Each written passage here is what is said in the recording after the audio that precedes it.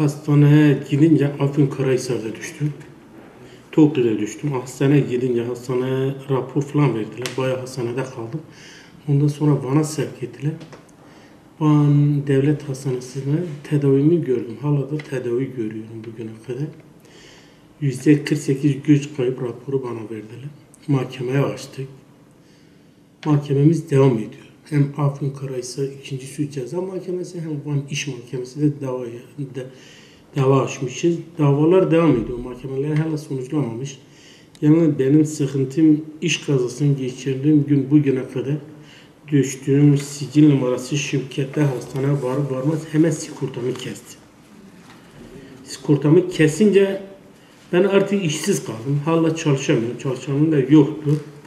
Yani 7-15-2011'den beri bugüne kadar çalışma imkanım olmadı. SGK tarafından Afyon Sosyal Sigorta Kurumu'na normalde bir gelir bağlaması gerekiyordu. Hala bir gelir bağlamadı. Dosyam hala onlardan Ankara arasında Van 100. yıl, Ankara, Afyon arasında gidip geliyor. Ben bu detayla şu anda 2011'de beri işsizim. 6 tane öğrenci var. Bir tane çalışanım var. O da şu anda askerde.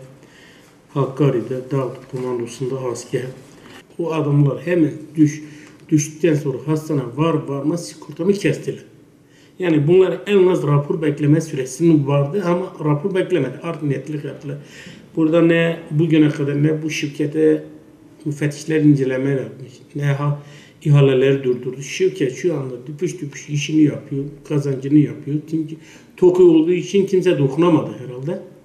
Onlar işini yapıyor. Ben de 7 tane çocuğum da şu anda mağdurum. 2011'den beri Van depreminden sonra İstanbul'da gittik. İstanbul'da geldik 2012'de, 2011'de beri çalışamıyorum.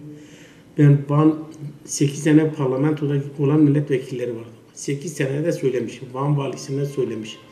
Özellikle Mehmet Müzer'e defalarca söylemişim. Zafer Coşkun'a söylemişim vali yardımcıları. İşkur Genel Müdürü Mehmet Bey'e söylemişim. Raporum oldu. Hala işsizim. Bunlarda sadece gelir bağlaması için veya bir iş vermesi için, çoluk çocuğun geçirmesi için bir iş istiyorum. 2011'de beri bugüne kadar hiç çalışamıyorum. Bir kuruş gelirim yoktu.